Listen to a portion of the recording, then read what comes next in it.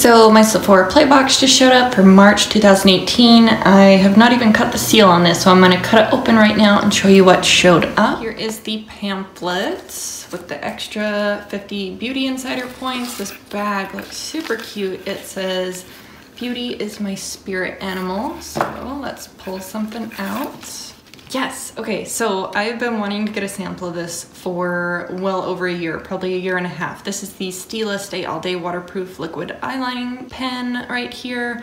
I'm very excited about this. I usually use the Kat Von D Tattoo Liner or the Clinique Pretty Easy Liner, so I am very excited to try out this liquid liner. It is just a little deluxe size here, but you guys have no idea how excited I am about this product. So I'm gonna go ahead and set this back in here. Next item is this Amika Soul Food Nourishing Hair Mask, and I've actually used quite a few of these products from Amika and I really enjoy them. So this is a really nice one. I'm gonna put this one towards the back too. Third item, this is the Supergoop Setting Mist. It says it's the Defense Refresh Broad Spectrum SPF 50.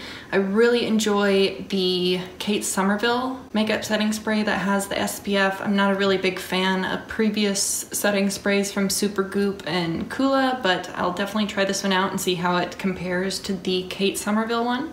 This next item, this is the Carez Greek Yogurt Foaming Cream Cleanser. I don't mind having this product here, so I'll definitely try it out. I'll toss it in the shower.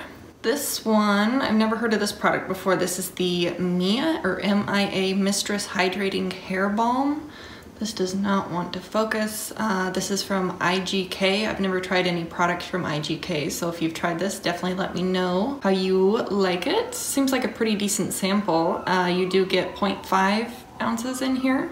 The last and final product here, this is the Bobbi Brown Extra. This is the Illuminating Moisture Balm. So I do have dry skin, so I'll definitely try this out and see how it works for me. This one doesn't want to focus either. So anyway, that was the last product. My last Sephora Play box was not very good, so I'm actually pretty happy with this one. I'll definitely update you guys maybe in an empties video or something on how these products worked for me. If you got anything else in your box for March 2018, definitely let me know, and I will see you guys in the next one. Bye.